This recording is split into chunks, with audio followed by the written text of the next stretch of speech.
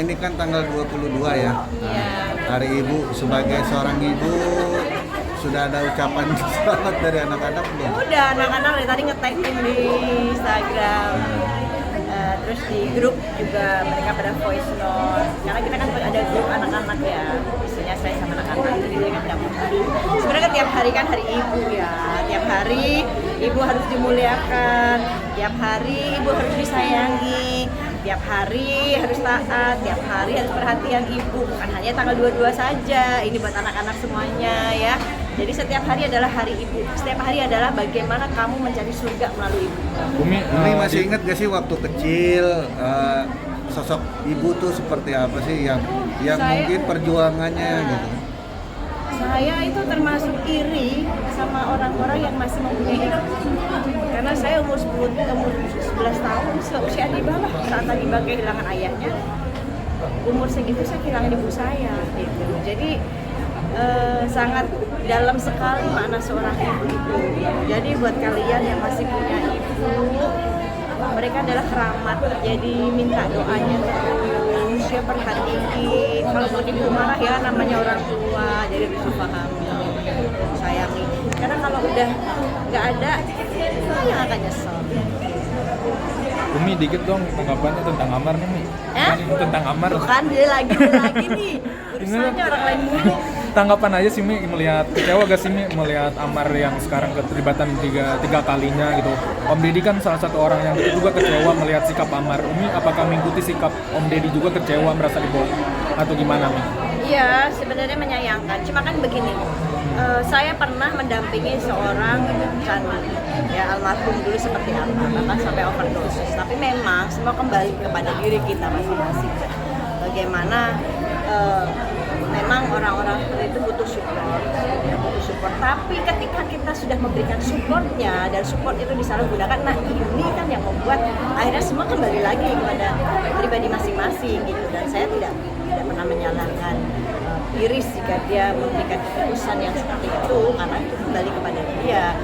Semua kan sudah memberikan kesempatan ya doakan yang terbaik saja gitu. Semoga Amar juga ini menjadikan pelajaran yang berharga buat Amar, bagaimana harus menghargai sosok manusia yang banyak sekali memberikan perhatian kepada dia, seperti papahnya ya, keluarganya lah sudah pasti ya kan gitu. Jadi semoga menjadi pelajaran yang berharga lah buat aku. Umi di tahun 2003 kan kayaknya banyak job juga nih, kayak dari Amin. tadi pagi-pagi ambiar Ya Allah, gitu didoain sampai ke sama sini ente, juga itu ada amin. capek gak sih Umi mungkin dia? Ya hidup di dunia memang bercapek mas ya. Nanti kalau nggak capek, kalau kita udah di akhirat nggak ada yang capek, tapi ya dinikmati lah. Tapi untuk Abijar sendiri ada target menikah gak sih Umi 2024? Saya nggak tahu, ya saya juga nggak mau memburu-buru anak, biarkan saja anak yang menjalani kesiapan, siap mentalnya juga anak yang tahu ya gitu. Ibu kan hanya bisa ngedoain semoga dipertemukan jodoh yang terbaik. Tapi kalau Adiba nemenin Egi juga gak sih Umi ke luar negeri? Kemarin yang di Solo Adiba nemenin. Gitu, karena banyak waktunya gitu. Tapi yang di Turki ini Adiba enggak, karena di Turki ini padat sekali, jadi nggak bisa ketemu gitu, karena si Eginya juga harus di mes ya mungkin ya gitu, keluar. Jadi Adiba sekarang lagi ada di rumah, jadi ya sudah Eginya. Nanti yang ke Qatar habis dari Turki mereka ke Qatar, nah ke Qatar Adiba nemenin. Mi, nerusin soal Amar Joni dan Iris Belan ini. Umi sendiri setuju nggak sih artinya langkah yang diambil oleh Iris? Ya, saya tidak bisa masuk ke ranah itu. Saya nggak bisa merasakan bagaimana perasaannya Iris gitu. Yang tahu kan mereka berdua yang menjalani gitu. Ya sudah pasti saat Iris memutuskan apapun itu keputusannya, sudah pasti dia dengan istikharah. Karena saya mengajarkan istikharah terlebih dahulu ya. Dan pasti banyak juga sahabat-sahabat Iris yang menyarankan seperti itu. Jadi sudah dari hasil istikharah ya. Yang terbaik lah buat mereka berdua supaya saling belajar. Tapi banyak juga netizen yang menyayangkan langkah yang diambil oleh Iris. Ya karena kan kita nggak tahu di posisi mereka. Kadang kita kan hanya yo sayang ya. Yang menjalani kan mereka. Yang tahu bagaimana hati keduanya itu mereka gitu. Dan dan sudah pasti kan ini udah qadarullah, udah menjadi sudah menjadi kehendaknya gitu. Daun yang jatuh itu sudah jadi kehendaknya Allah. Kita nggak bisa menjudge juga, menyalahkan satu pihak, tidak bisa. Karena ini pasti sudah diobrolin. Gitu.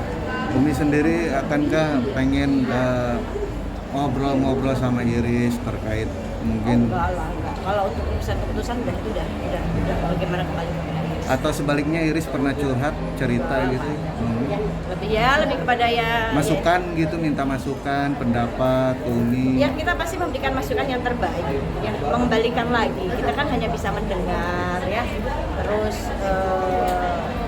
memberikan arahnya terbaik. Tapi kan semua kembali kepada yang menjalani. Nah, saya juga nggak bisa masuk ke ranah yang itu. Mungkin ada yang mau diucapkan dari Umi buat Iris, apa yang mau disampaikan, doanya, Ya kalau supportnya. buat Iris sih insya Allah dia wanita yang kuat, yang luar biasa, yang tidak mau gini loh. Jangan kita hanya lihat dari sisi seorang Amar yang memakai narkoba, kesalahannya. Mungkin ada satu hal yang Iris tidak mau menceritakan hal ini. Itu yang harus digarisbawahi, ya. Sesuatu yang buat Iris ini mungkin tidak baik untuk diceritakan, ya. Karena menjadi Iris sudah menjadi pakaian buat Amar gitu ya. Dan itu yang terbaik buat saya. Jauh lebih baik diam daripada nanti malah memperkeruh suasana. Tapi saya pikir Iris sudah wanita yang kuat luar biasa. Terima kasih.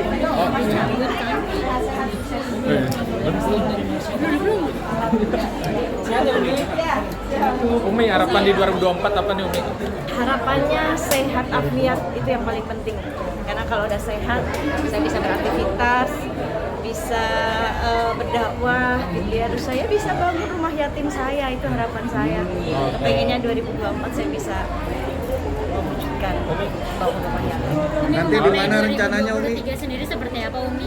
2023 setiap tahun, setiap hari, setiap detik adalah penuh dengan makna dan harus kita syukuri.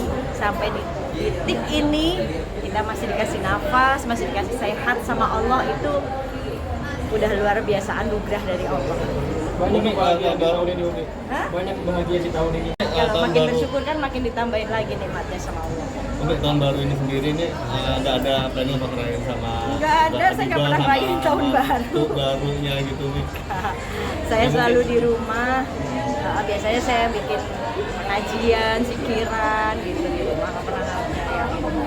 Umi, itu tadi yang rumah yatim itu rencananya tahun depan atau Doain aja, doain, terkumpul, ada rezeki. daerah mana Umi? Samping rumah saya. Oh, Pengennya masih di daerah rumah ya, Bu? sini. Kenapa alasannya? Biar kepantau anak-anak itu? Iyalah, buat hari tuanya saya.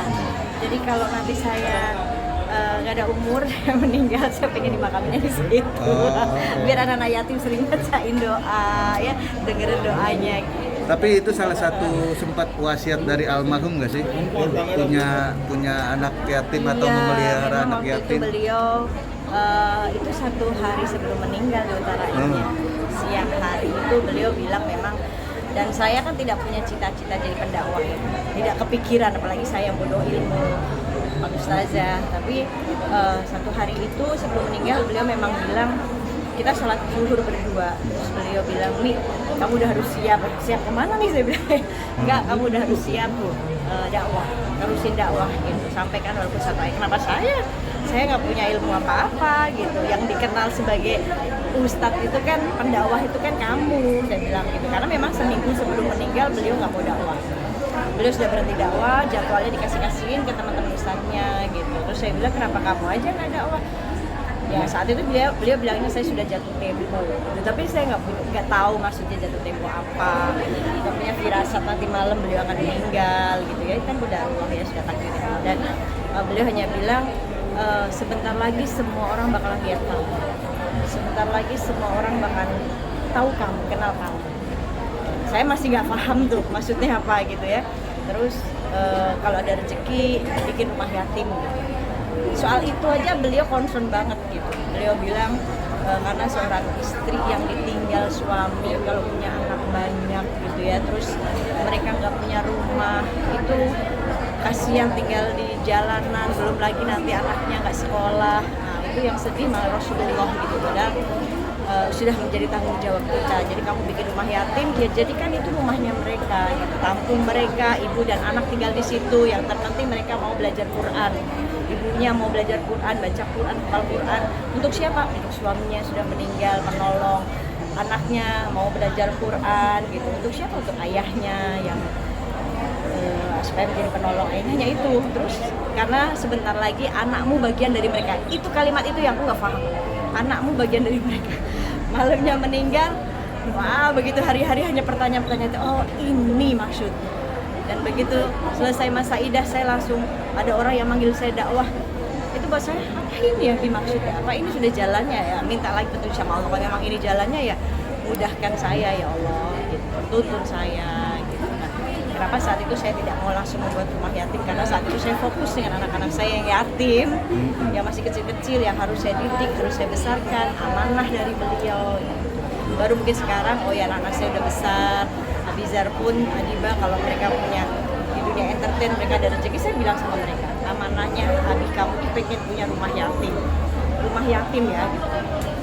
Jadi kalau kamu ada rezeki di dunia entertain sisi, dan alhamdulillah Abizar, Adiba itu berapa persennya kalau dapat rezeki dari dunia entertain, dia sisihkan ini tabung buat beli tanah, buat bangun rumah yatim. Jadi kalau 2024 semoga Amin. segera terlaksana. Amin. Iya, deket situ, doain ya.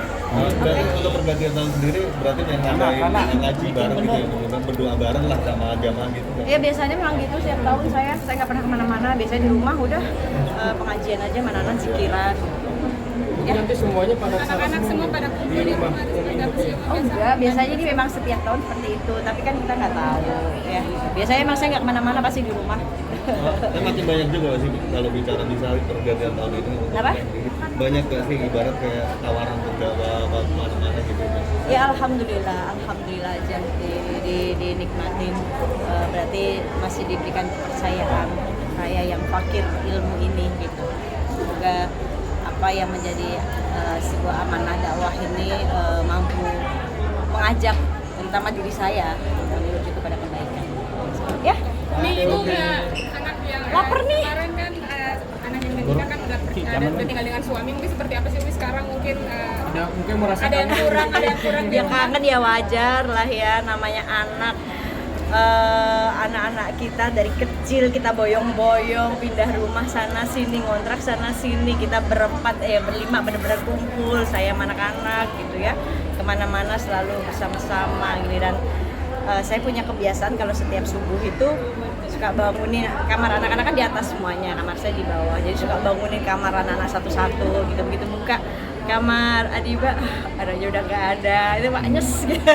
Terbuka kamar Bilal, ya anaknya nggak ada juga. Jadi tinggal 2 kamar aja yang selalu diketok-ketok Abi sama itu sholat subuh. Itu wajar lah ya. Tapi mungkin sekarang beda rumah, tapi mungkin diingatkan juga nggak sih mungkin biar udah beda rumah dengan Sudah ada suaminya yang mengingatkan.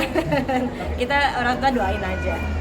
ada jadwal mungkin setiap hari apa mau Enggak, saya nggak mau menjadwalkan itu gitu. Takutnya kita iniin terus kalau anak nggak bisa kan kasihan, jadi biarkan saja.